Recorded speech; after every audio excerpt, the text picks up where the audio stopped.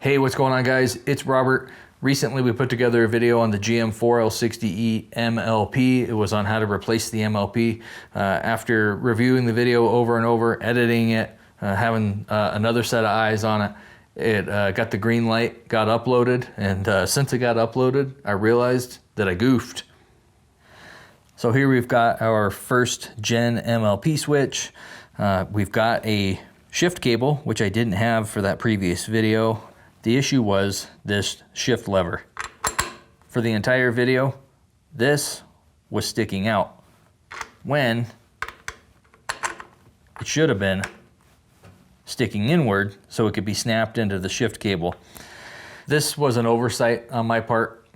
When time permits, I want us to go back and refilm this, re-edit, re-upload, but I'm not sure when we're gonna have time to do that.